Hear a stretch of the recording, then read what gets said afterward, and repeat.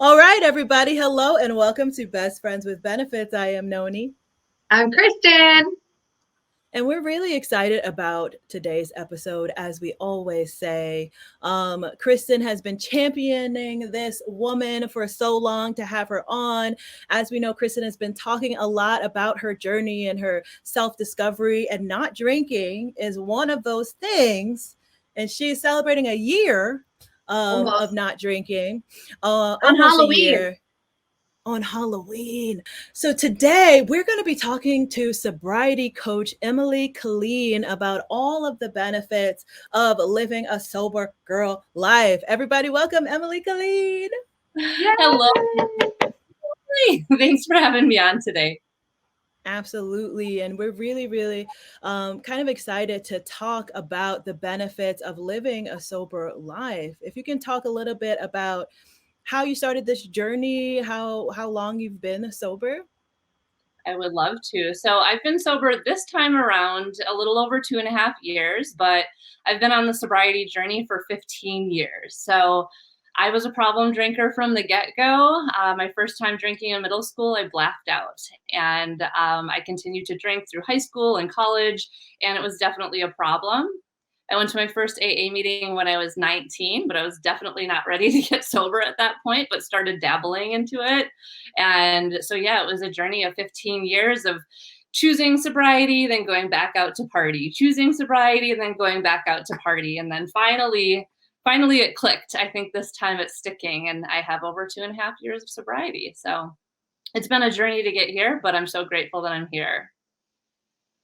Yay! Oh my gosh. Well, I mean I'm new on this journey and I've read a lot of books and I didn't do like the AA approach at all. I just read like a lot of books. I read How to Quit Like a Woman and Sober Curious and all of that. So I'm just curious, are you following AA now or did you create your own way to stay sober? I created my own way to stay sober. So AA was not totally working for me. My mom is also sober. I love to share this. We actually have the same sobriety date now. So I always joke around and Yeah. I think I'll stick with this one. She has 21 years of sobriety, which is awesome. And I have a little over 2.5 years, like I mentioned. So I did benefit from AA a little bit, but it never really clicked with me. And it was actually when I found yoga and decided I wanted to become a yoga teacher that I really started to embrace my sobriety life and using the movement of yoga and breath work and learning more about the holistic practices have been really helpful for my journey on sobriety. And so I did go to outpatient and then I would go back to AA and then I went back to outpatient. But really, it was finding sober sisters and connecting with them, which has been super helpful for me. And so, shortly after my last slip up, I created the Sober Girls Book Club, which is free. It's on Tuesday nights. And that's been really amazing. We meet on Zoom. And I've really attracted some amazing women who also don't totally align with AA. And it's so cool what Instagram and like just the movement right now that's coming with being sober. It's like sobriety can be cool. Like you don't have to feel Yeah. shunned if you decide not to drink, which I think is really awesome. So yeah, I guess I think that it's kind of cool. You know, we all can navigate our own way to recovery, you know, reading the Quit Lit, which I think is awesome, but it also helps to get into some sort of community. And that's why AA is really popular and helps because there's other people that are going through the same thing. But for me, the of AA and the structure of it wasn't my favorite. So I kind of like doing my own thing and it's been working. So yeah. So awesome. Wow. I'd love to talk a little bit about, for anybody that's listening or watching right now and they don't know that that's something that they should even be exploring, right? Because we see a lot of glorification of drinking and partying and all of that.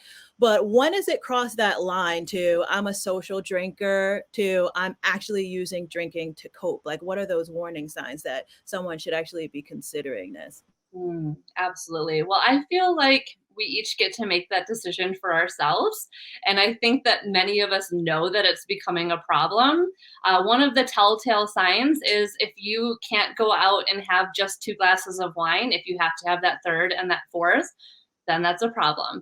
That's one of the signs. And if you're waking up really hungover and you have to call into work and it's starting to affect your business life or personal life, if you're getting into arguments because you're drunk or blacked out, if you get a DUI, I mean, there's lots of signs.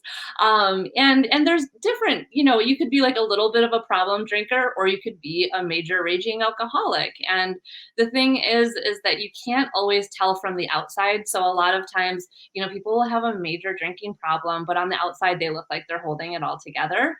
But most Mm. people know on the inside if it's getting a little out of hand. And the thing is when we get older, our hangovers get worse, And so it's like, do we want to feel hungover? And just being realistic, like, is it serving me anymore? Or is it causing more harm than good? So, Oh yeah. my God. I so love that because I really resonate with I mean, when I first met Noni, I didn't drink. I didn't drink for 5 years straight. After my dad passed away from alcoholism, I gave my word to myself that I would not drink anymore. So I didn't drink for 5 years, and then I started dating some guys that drank, and like it just would happen that I started drinking again. And then during the pandemic, I found myself like drinking a whole bottle of wine to myself. And, I just turned 40 in January, and I noticed just like waking up with this feeling of anxiety and like guilt and feeling like I wanted to just like jump off a bridge. Like it just felt like I felt so guilty drinking so much. Like, and I felt like crap.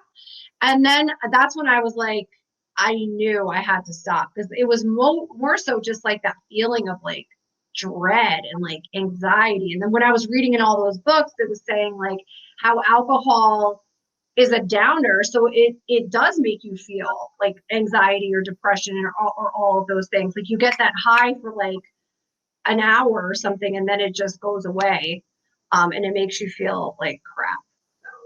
I'm just Yeah. curious, what are some like the benefits? Like what are some things that you notice when you quit drinking? And I can share some of the stuff that I've noticed, but I'm curious to see like what do you see are the benefits of not drinking? Well, waking up not hungover, having the energy to go after your dreams, not arguing with the people that you love, feeling happy, sober, and free, not wondering what you did last night, not puking. I mean, I mean, those are a lot of bad things that happen. But I really honestly, like, I feel so clear in my mind, body, and soul, and I have the best relationships. My communication is clear. I don't feel that shame and guilt anymore. I know what I want. I go after my dreams. My relationships with my friends in sobriety are so solid. I've met so many women that just are so there for you and understanding. There's no cattiness. I mean, those are just a few. I mean, sober vacations. I used to go spend my vacations going to like music festivals or going somewhere and drinking the whole time. And now I get to explore and adventure and do yoga and go out to eat and enjoy the food. Mm. My life looks so different. I used to stay up all night, sometimes for multiple days. Now I go to bed at 8:30 every night. I get up with the sunrise. And it took me a while to figure out what was fun, because for me, fun was partying. And so fun looks different now, but it's things that bring me joy and that are really fulfilling. So, yeah. Yeah, that's so great. And I'm definitely still a social drinker. I know, like, just for anybody that's watching, I think that there is absolutely a difference of if you are socially drinking versus using drinking to cope. I remember there was a time, going through a hard breakup or a hard time in life, or you're just going back into the dating world and you feel so awkward. I remember going on a date and being at the bar, ordering 2 shots to make sure I drink it before my date comes, just so I like loosen up. I think that there is also a muscle that you exercise when you're not relying on liquor to XYZ. It's just like, no, I have to make sure that I am working on my confidence. I'm working on my self worth. So I don't have to rely on alcohol to loosen anything. It's just like, no, it's me. And I don't have to, rely on alcohol for that. I do wonder too, since you were saying like AA wasn't the approach, you didn't like the structure of it. Talk a little bit about like, well, what are the steps to, in your view, and what worked for you to start to wean off? Was it cold turkey, or were there certain behaviors or books that you read for your road to sobriety and stick with it? Mm-hmm. Yeah, so it definitely wasn't books. Even though I have a sober girls book club, I don't read that much. But it's a beautiful way to bring people together. But for me, I did outpatient. So it was group meetings. So the group, the people, being around other sober people was really, really helpful. And then extreme self-care. So, drinking lots of water, working out every day, and really trying not to hold a lot of the mental chatter. So like the judgments or the people pleasing. And so working on a lot of the mindset stuff. So personal development has been really helpful for me. I probably tried to quit drinking about 100 times. So it was definitely not cold turkey. It starts with trying to moderate for most people or trying to cut back. And that's how it started for me. And over time, just more and more time stacked up, and eventually it stuck. So now I do, I like to go hiking. I like to meet up with other sober sisters, go out to lunch, go out to coffee. I love lots of yoga, doing things outside. Nature is really healing for me. And so it's been more of a holistic journey, but definitely not doing it all on my own. So definitely the community has been really helpful. Yeah, for sure. And I can imagine for some people, going out, socially drinking, everybody's drinking, and they might feel awkward to be the only one. What are some ways, and for Kristen too, because you've, had to do this over the past year when you go out and you're still going to dinner parties, not like you've cut off your social life. Like, what are the tips that you would give people so they're not feeling awkward or left out because everybody else is drinking? Mm-hmm. That's a great question, because we sure do feel awkward and left out, and a lot of anxiety bubbles up when we go into those social situations. So the first thing I want to say is it's okay to stay home, especially early in sobriety. The FOMO will kick in. You feel like you should go out, but if you're going to go out and feel so much anxiety and want to drink so bad, is it really worth it? Because I've done that many times. Either I go and I don't enjoy myself because I feel so uncomfortable, and this is in the past, like it's gotten better over time, or I go and I end up drinking because I cave. So it's okay to stay home. That's my first tip. If you do go out, taking care of yourself before you go out. So working out, drinking lots of water, making sure that you're not hungry before you go out. So there's this tip called hungry, angry, lonely, tired. And it's a good check-in. If you start to feel a trigger to drink, you can check in with those things. And I like to add sad and bored to that as well. So yeah, the HALT, hungry, angry, lonely, tired is super, super helpful. And just checking in, like, am I tired? My biggest trigger actually used to be when I was tired. So if I go to a social gathering, I make sure I have coffee. So that's my thing. Also, make sure that they have non-alcoholic beverages wherever you're going. I like to drink kombucha. If I'm in a social setting, I'll drink a non-alcoholic beer or two. If you meet other sober friends, bringing a sober friend with you. That's always really, really helpful. If you start to feel anxiety, you can go into the bathroom and just take a few deep breaths. I like to carry lavender around with me. It's really, really helpful for those moments where you're feeling anxiety. And if you don't have a sober friend with you, you can call them or text them, and just getting it off your chest that you're feeling a little uncomfortable is really helpful.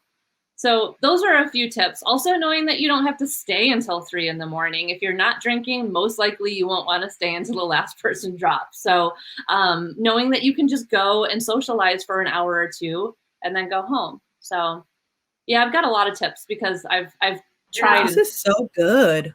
Thank you. This is so good. I want to know how, because what I've noticed in being sober for almost a year now is, in the past, when I would have anxiety or I would be upset about something, I would drink, right? And I've noticed now that I don't drink and those feelings come up, it's kind of like 10 times more. Like you have to go through those feelings and be with those feelings of anxiety, because you're not like trying to stuff it down with a drink, or, so can you talk about ways to deal with that? And I'm just curious, have you noticed that as well? So I definitely had a lot of social anxiety. I think that's why I drank so much when I was out. So a few things that are super helpful is the breath work.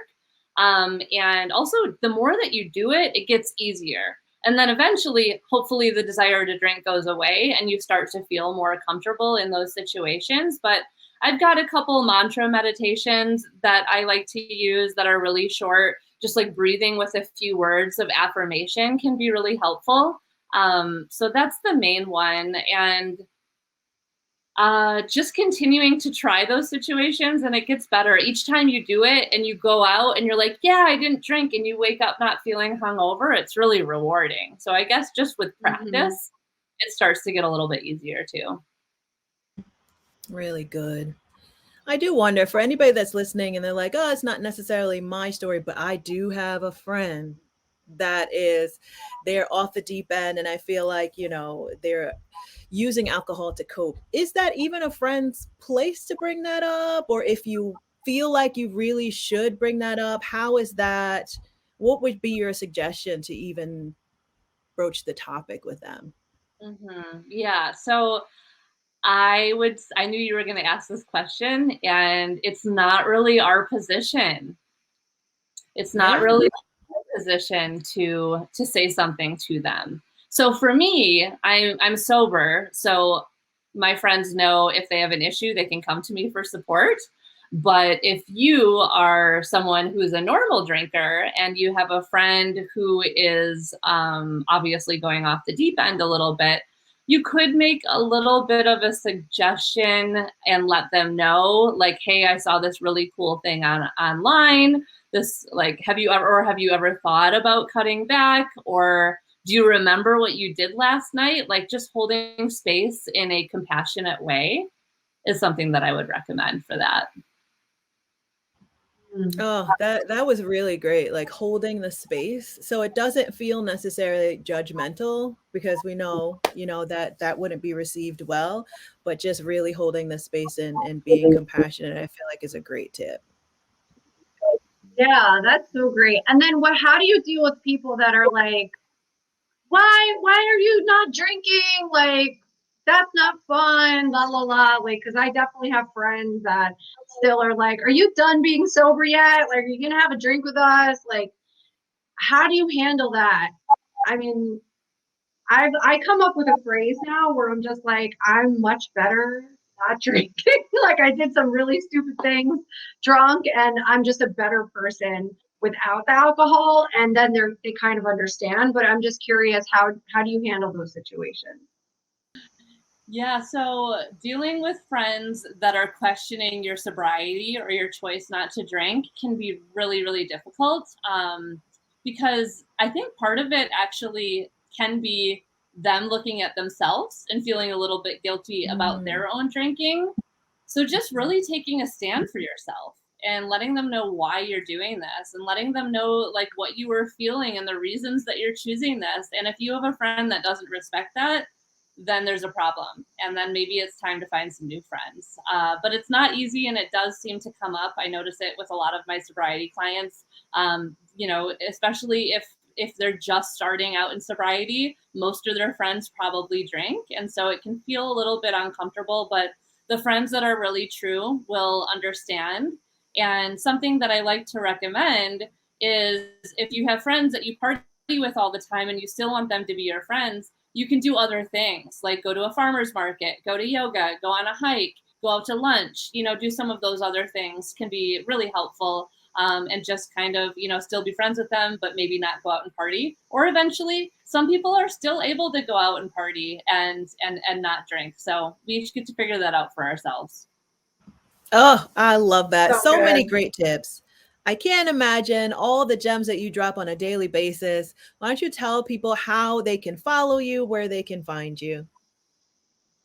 I would love to. Thank you. So Instagram is a beautiful way to get a hold of me. I hang out in my DMs often. So that is happy.sober.free.